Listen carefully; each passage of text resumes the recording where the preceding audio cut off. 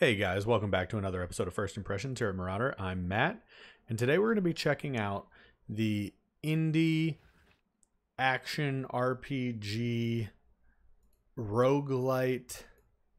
I'm trying to think if there's any other keywords I'm missing from this game. There are many to be captured here. Anyway, it's called Children of Morta. Before I hit any button, I want to be really careful here because it has a really long sort of like intro. There's no music yet, by the way, if you were wondering or if you couldn't hear it. But I just want to be careful about that. But anyway, I'm pretty excited about this one. It has a really cool, unique art style. The way the roguelike elements are done is really good and kind of helps because I kind of feel like it, roguelites can be a little bit played out at this point or just done to be sort of part of that like mix of the trend. And so I like the way they do it in this game, and we'll kind of get into that as we get there. But we are not there just yet, so why don't we just go ahead and jump on in and check it out. Like I said, fair word of warning, I want to let you see all the cutscenes so you get a feel for the story, because this game has a lot of heart, a lot of cool family elements, a lot of little cool interactions and things that can happen between the characters, but you'll be able to capture that a little better if you can see the whole thing. So let's just go ahead and jump in and see what happens when we press any button.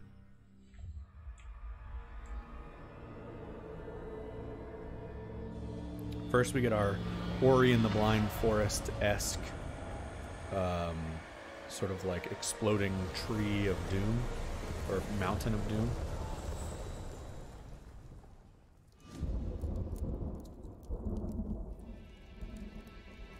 Margaret awoke, startled, a cold sweat clinging to her. She gathered her thoughts. Love that art style. Aged wood creaked, echoing through the quiet rooms.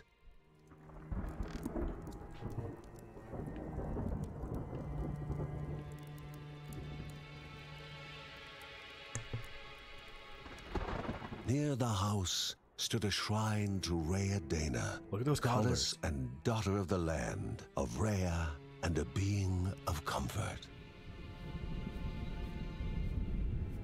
Margaret sought answers.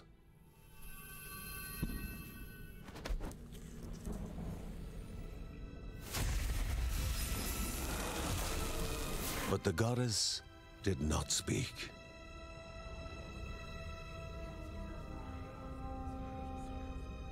There was only the faint whisper of something dark, something hungry.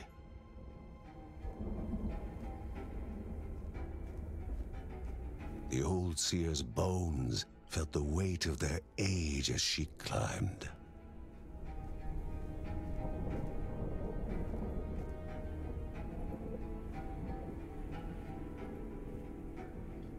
The only thought on her mind, has it begun again? So many colors there, and so much cool detail. Look at the bottom there. Now this is by Dead Mage, and 11-Bit Studios is the publisher. And they actually published Moonlighter, which I think there's a lot in common between that game and this one, actually. John's mission would be a simple one. He was to investigate Rhea's greatest shrine. His mother presented him with a fresh divinity shard.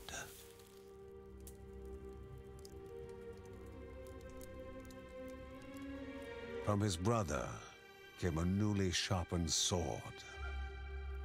Cool sword.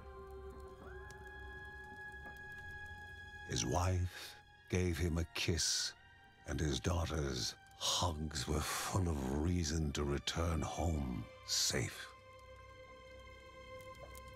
So there's your heart and family dynamic starting off right there. So this little mission with John here feels a little more structured, but it's actually basically a tutorial mission, just for reference there. I am playing on Steam with a controller. However, this will be available on like all platforms. You can play with keyboard and mouse obviously on Steam as well, but it's also available on gonna be like Switch, Xbox, PlayStation 4. It's all on everything. A land long forgotten, a place of unimaginable beauty. So we're in Rhea. I do want to make sure, again, as per our video and such, is maxed out as it should be. Seems like there aren't too many options. Everything appears good. So let's keep on going. Not sure what these do just yet. Again, this is a tutorial mission, so it is like laid out in a more deliberate It fashion. first appeared as sludge given life, slithering creatures, small and vile. And now we learn our attack button is X. You got it, dude. So you have your basic attacks, which you can, on a controller, you can look directions with the left joystick, and you can actually attack in any given direction using the right joystick, or you can just hit your X button and do it whichever way you're facing. Now you also notice the orange bar below us. That's sort of like a stamina bar of sorts, only it's like full and you can't do anything until it's full again. So basically you can only dodge when that orange bar is full. Also, you notice we have a shield, and I can hold the left bumper and use it, and you see down there under my health there is a blue bar that regens when I let go of my shield and it hasn't taken damage. So you kind of have like two separate sets of stamina, but not like a collective amount, and you can hack and slash as much as you want, at least with the sword. You also obtain spells, so you have melee damage spells, stamina management, things like that, all in addition to that roguelite stuff. This feels, you'll notice the dead corpses of animals. Lovely. Now you'll notice the sort of like perspective definitely contributes to this, but as well as sort of like, I think, the color scheme. The game definitely has like a Hyper Light Drifter vibe with it, which is cool. I was a big fan of that game. If you have not checked it out, you should. I think it's been released on basically every platform at this point, and a lot of, like, it's been, I think, the free game of the month on maybe PlayStation, definitely on Epic, the Epic store at some point. A wall, impeding further progress. A battle was certain. So a situation where you sort of have waves of enemies to deal with. As you deal with them, you can get access to the wall, but you'll also notice there will be these little red drops of potions on the ground. I, by the way, just did the tutorial, nothing beyond that, because I just wanted to have a familiarity with this when I took it up for you guys. As you know, my first impressions videos are meant to be me opening the box of the game, so that you don't have to before spending your hard-earned money. I'll let you know what I think of it. But in this case, I want to give you honest first impressions, but I also just wanted to not come in entirely blind, so we wouldn't have to spend half the time me learning the controls, which will happen sometimes in my first impressions videos when I feel like that's something that you know, will be part of the process. But here it was just basic things, you know. By all means, like, I'm still learning. I don't have control of everything here. Or I said I don't have control, but I don't have a handle on everything just yet. Gemstones. Greater chests require gemstones to open. Gemstones are found in different places, like this animal corpse. So basically, if you have a notification there, the little exclamation point, that's an opportunity to search. The shard grew warm, humming softly from the harnessed energy. So I have that shard. I can spend it right here in order to open that chest, which gets us a Tar's Ignition. Damages enemies burned in fire. So it's a powerful buff. It's an item, which I don't want to use just yet. Before we him do have an was elite. now one more dangerous than those that came before. I actually don't know how to use the that item. I don't see any like indication. All right, we got him, and we've leveled up, so we got a skill point there. You gain experience as you kill enemies. When reaching a certain amount of experience, you'll be able to gain a skill point. You can use skill points to upgrade your abilities in a skill tree. So you hit your select button, you get your basic skill tree menu, press A to continue. You can reload. It's about up there on the right. Call swords down from the heavens upon John's enemies. We're going to spend the skill point. And now we have it. And that binds with your Y button. You see down there in that lower left menu all of your different, you know, various moves. Now notice the potions on the ground, you don't have to pick them up by pressing anything.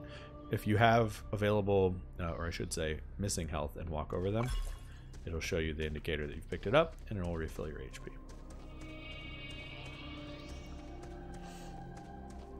Keep trying to check these corpses, make sure there's nothing to be found. Goblins, a familiar threat, albeit farther out. Oh, now they're trying to teach me how to use my new special. So that was our new spell. Now you will notice you can actually hold your shield and attack, Demon Souls style. No, I'm not comparing this one to Dark Souls. It is admittedly different, although there are some similarities. Inherently violent and ill-bathed, the goblins were an unfocused but constant threat. Ill-bathed. One thing I do like is the narrator in this game. It actually reminds me of Bastion, if you've ever played that game. Really cool art style and sort of like basic hack and slash action game. But one of the most notable things about it, I think, was the art style of that game. I'm just making sure you guys don't have any kind of lag. I guess we're all good. Just want to make sure it wasn't choppy for you. Magnificent, but dangerous. A land of love found and of love lost. I like that they keep being like, look at our beautiful vistas. One other thing I did kind of want to touch on a little bit with this game. So aside from the structure and sort of the basic gameplay elements, is, like I said, kind of the way that structure works, which we'll get to once we get through the tutorial here. So right now, this is like all deliberately laid out, but what will happen eventually is you'll come back to a house where the whole family is, and that's sort of like your host of characters, if you want to think about it like a Binding of Isaac or a Enter the Gungeon, and you can pick from that house which character you want to use, and then they can enter the dungeon. Was sacred ground, left untouched in days gone by. And you can then use those characters to go get items and things in the dungeons, and then get upgrades for those characters. And then when you die, obviously you got to reset, but like some of those things, there's sort of the permadeath, but also like object permanence for some of the things you can grab. Calm and collected, the shock of his heart-skipping beats was concealed in expert fashion. Before him stood Linda, his eldest daughter, with bow and quiver at the ready, determined to do her part.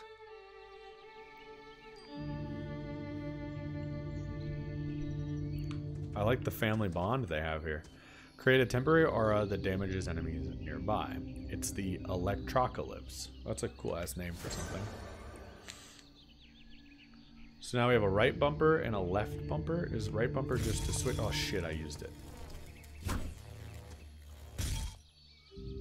Damage enemies burned in fire. I don't know how to use that though.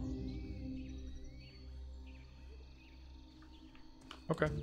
Well, we got the item. 18-second recharge on that new right bumper item.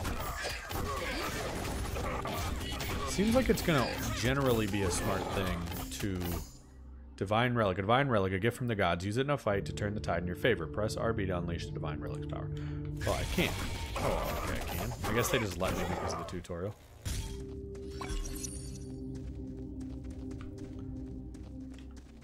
Yeah, I can't use it right now. That was just like, I guess, the tutorial saying, well, fuck it. Let him break the rules, damn it. It's cool my daughter's with me. I wonder if there will be a lot of instances where you can have other family members. Before the Guardians were not beasts feeding, but monsters. Sorry for stumbling in on this. Destroying others, they corrupted and distorted, creating even more hungry husks. Let's go, girl. To kick some purple ass. The art style in this game is incredible. I mean, it's like maybe some of the best pixel art I've ever seen. Oh shit, that ogre.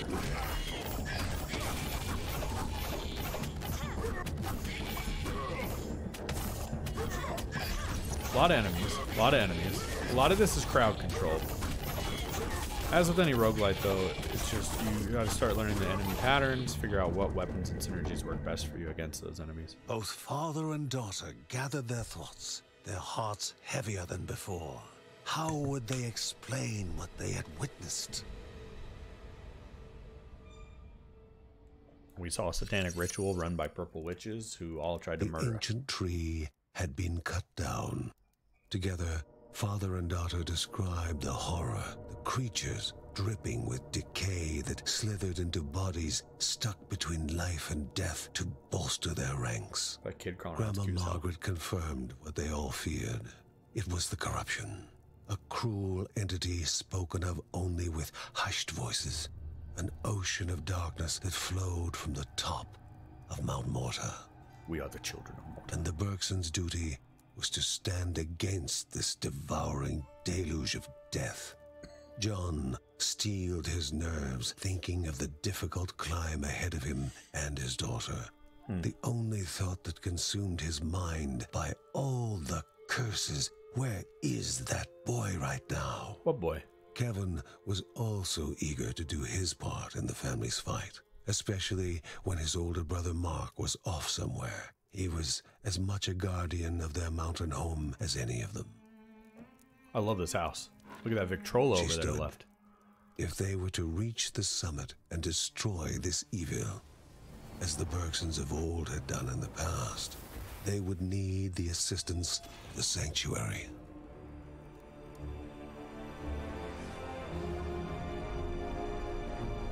And this is where you can pick your map and enter the dungeon.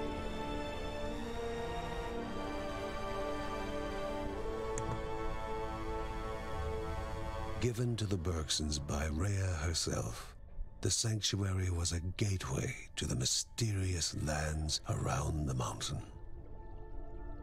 Margaret pointed to the huge crystal at the center of the den, revealing their next task. It's like we're in the Batcave. To activate it and open the way to the source of the corruption. And once Rhea's 3 spirits are gathered on the grounds, the only gate to the top of Mount Morta will open in this chamber.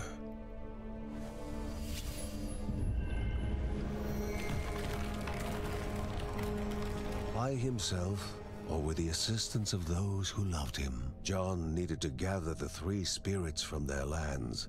Without them, he would not be able to stem the flow of the corruption. So, there's your basic gameplay loop. You want to go into these different areas, which will unlock others, and once you collect the 3 crystals, it'll unlock the gateway to the final boss. Now, I'm not exactly sure how that final ending works. I don't know if there are like other hidden endings. I don't know how long the game is. I just know that the roguelite elements come when you enter these different zones. They remap themselves as to the enemy types change and things like that. But we want to push into the Keldepo caves shortly. But first, I want to show you what it's like up at home before you enter the different dungeons. Because you can actually walk around the house and you're able to kind of pan around. You don't walk yourself, but you're able to see sort of different things going on. So you see here, where are these damn spiders coming from? You can see like different activities and characters walking around the house. I will surely take care of Linda. It sort of, I think, all adds to the charm of the game and the area. All the characters are so interesting and cool, and the art is so cool. In here, your uncle or whoever is tinkering away. I could have helped John and Linda if this damn leg would let me. I also like that the house looks like the cover of the Lateralis Tool album. So she's in her window. Got this dope fish tank with Patrick in it. She's playing violin. The music is super charming. I just think it's really cool. I'm hoping the music's not too loud for you guys, but it's so charming and cool. I just want to go here. Grandma's out here like, God damn it. The tree is withering away. Just want to make sure we're not missing any other characters out on these fringe areas, so we'll give it a little pan here. Nothing over here. The well. I hope that you were here to lend a hand, son. Is that John? Yep, John, sharpening his sword and whatnot. It's a dope thing. I think Mary has grown even more beautiful of late. Okay. So these spirits are what we need to get the source of the source of the corruption. Okay. So let's go to chapter select. Oh, that's not. How do I click that? I'm gonna use my mouse. Can I? No, I've committed. There we go. So let's go to the caves. We're going to go to the Silk Caverns. 1 of 3. And then you can pick your character here. So right now we only have John and Linda. John already has the skill point, so I am going to take him. But the upgrades you get as you go stick with you even after death and when you re-enter the dungeons.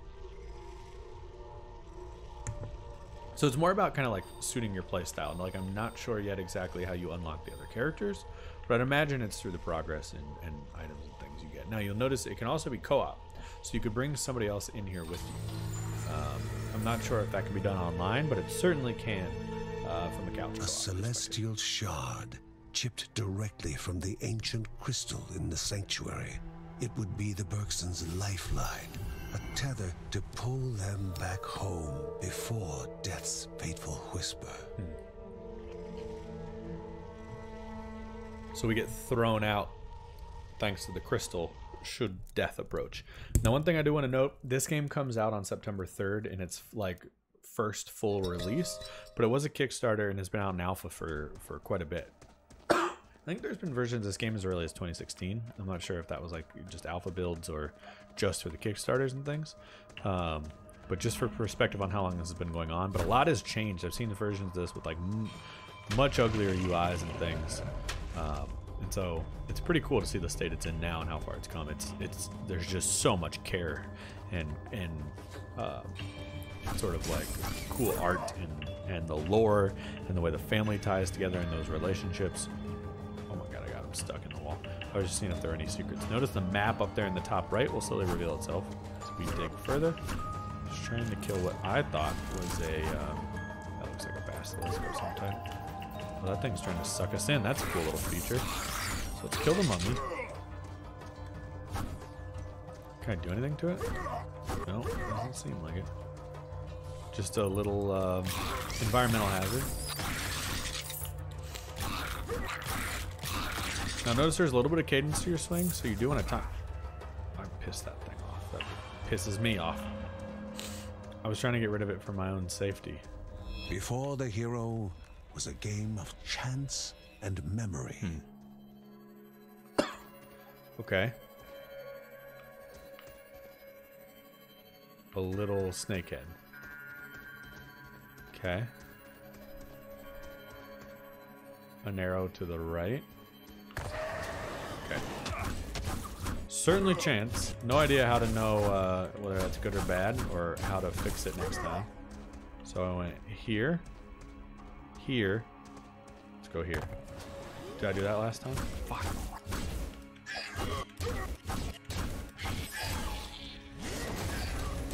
Can't forget to use your spells. Gotta use everything at your disposal. Okay, let's try again. Did I not do this last time? Bang! What's in the volleyball of gold? May I has it? Alright, health. I'm not sure how easy that is to come by when we're not in the tutorial now. Like I said, I've not actually been in the dungeons themselves yet. So nice to have that reward. Alright. I thought I saw a way forward there. Perhaps south. What do you think about that there, John? I'm never standing next to one of those purple things again. Next door, please.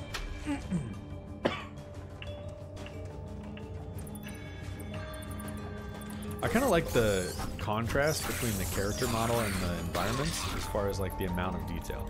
It's still charming pixel art, but the environmental pixel art is so detailed. I'm trying to not get hit is the thing.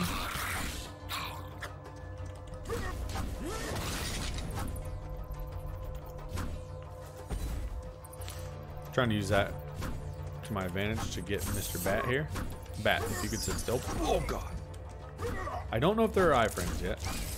I did not also realize that the bomb flower is going to wake back up. But there it is, used to my advantage. Give me health. What was it? An empty chest? That's not helpful to anyone. Except maybe these bats who are happy that I'm not going to be able to have the longevity I'd prefer. More gold. Again, not sure which currencies come with you and which ones don't. Some of these things remain to be seen. Ooh, another chest up here in the top right. One that calls for the more complicated gemstones, which we do not have yet. We must find a corpse that contains one, and then we'll come back to it. It stays up there on the map.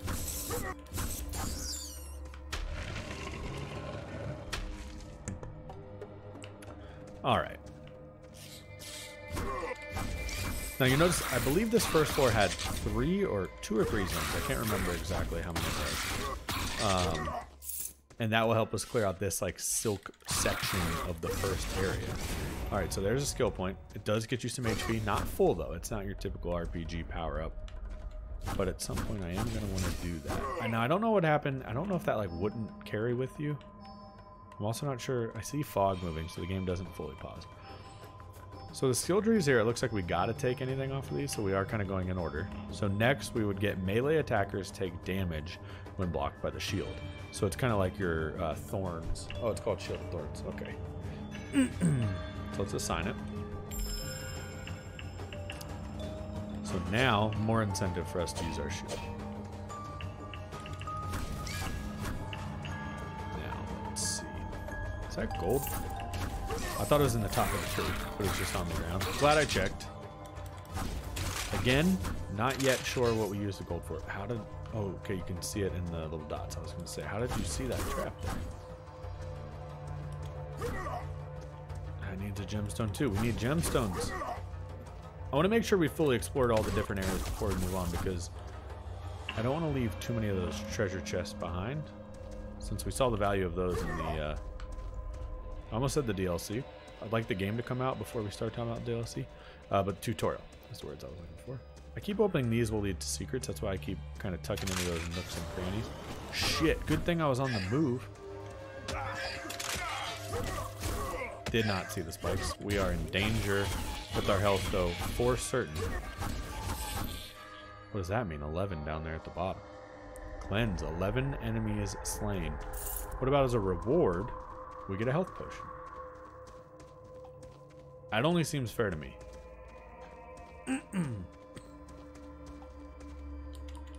Hello, slugs. How are you still alive? Alright, now what we gotta do here is dodge.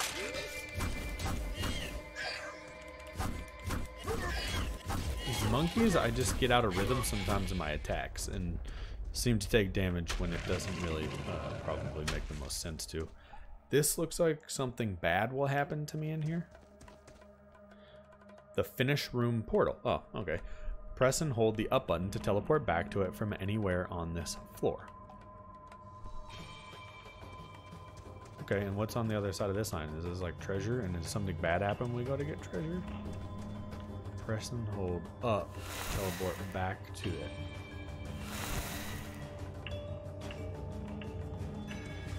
I'll have to try that when I'm actually in a different room. Poisons damaged enemies. Venom coating. So it looks like we can put like venom coating added to items in the codex. So I wonder, is that now just on your sword for that particular time? Is that how that slot seems to work? We're gonna have to find out. I didn't notice fire though in the last one. Now if I'm in here, it's very peaceful in this room, by the way. And I hold up. Okay, it does just teleport you back. Just want to make sure we didn't leave any gems on the ground, because that would suck. Whew. Dying for no reason right now would also suck. I don't think that there are gems on the ground, so I'm not going to waste y'all's time. I'd like to get through a little bit more before we call it quits, and I'd rather not do that by backtracking in a jungle. What do you say? I mean a jungle, in a... what do you call it? Dungeon. It's a dungeon. It's not a jungle. The thinnest strands of white fibers coated the ground and walls, evidence of the silk caverns living up to their name. Spiders. I hate spiders. You all know I hate spiders. This is a really cool floor layout as well. Unfortunately, our health is really low, so I don't think we're going to make it very far into this second area here. But God knows I'm gonna fuck up some spideys. Mama Bear makes new ones. She has to. I know she does. Okay. Let's get this item. What is it? A giant key? Mighty Touch. Your primary attack has a chance to stun. Ah, so these are like your passives that come with you through the run. What are the synergies gonna look like? So far, this is making a move to capture something that I always talk about when I'm playing roguelites, and I compare them to Isaac, which is my favorite roguelite. Roguelite, I should say. Gotta get my street cred, it's not a roguelike. Health! Thank you! I'm not red, I'm dark yellow. What that is that I feel like a lot of roguelites have come and gone. Gungeon is a great example. Gungeon's a really great game. The combat feels really, really good. The way the dungeons are laid out is really interesting. And For one thing, oh god, there's no way I get out of this. You get all kinds of interesting weapons and ways to deal with enemies. However, you can only carry one gun at a time. There are different things you can do to power yourself up in that game, but you can only carry one gun at a time. So even if you have 3 interesting guns, you're limited by how much... Oh god, I'm slowed down. You're limited by the fact you can only use one at a time. And so you lose what I think is the more interesting part about Isaac, which is, or the more interesting part about roguelite, which is potential synergies. So you get these crazy runs in Isaac where you might have like, why is shit just turning to poison? Ah, it's the elite on the floor. Got me. The Bergson began to slip away, Wondering if this was death. Yeah, nope, it's just a crystal taking you back outside. Okay, so we had a short run, 9 minutes, with 151 enemies killed, 128 morve, no gemstones, and we got 113 points. Now, not sure what happens with your gold. Not sure if it can come back out here with you. And even if it could, what you do with it. They gasped for air as the celestial shard brought them back. A sensation no hero could become accustomed to.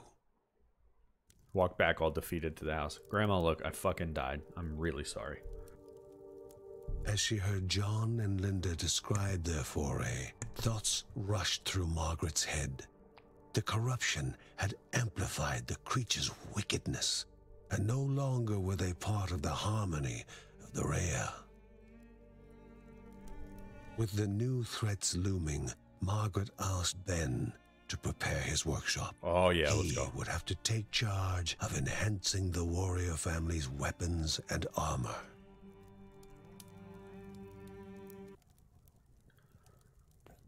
I could see myself doing all the runs it takes to beat this game. Okay, so now Uncle Ben is able to upgrade and enhance your equipment, which I assume this is where gold is likely going to come in. Uncle Ben reached out to the familiar warmth of the forge. If they were to reach the top of Mount Morta, their equipment would need to be of the highest quality.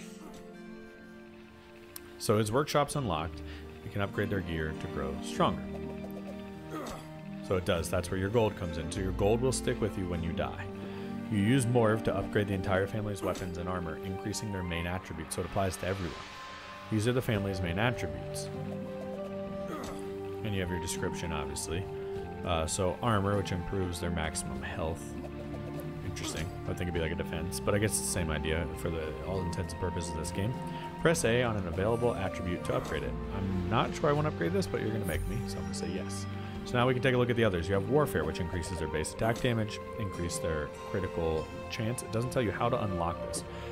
Right now, the only other one we can do other than the Warfare is Swiftness, which is their movement speed. But soon, Precision, so critical chances. Sharp Weapons, which is critical hit damage. Resilience decreases the effect of all the movement hindering attacks on the Bergsons, like the one I just died to, being locked in the ground by sludge. Compulsion, which increases the Bergsons' rage gain rate. Not sure what rage it.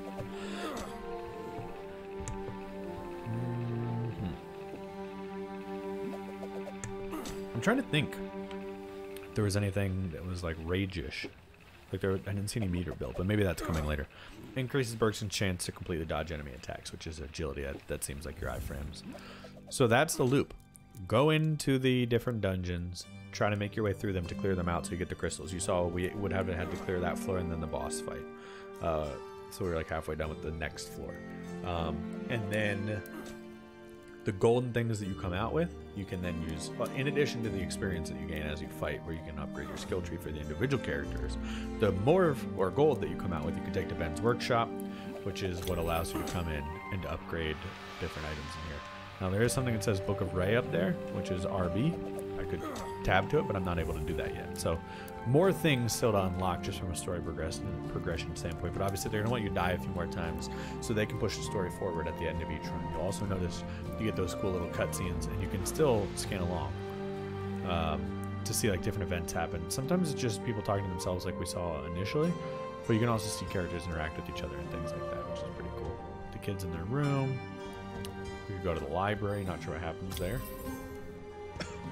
So it's just sort of like our codex, all the different items and stories. We could read all these different pieces of lore about the family, which I will do on my own time. I won't bore you with it now in this video.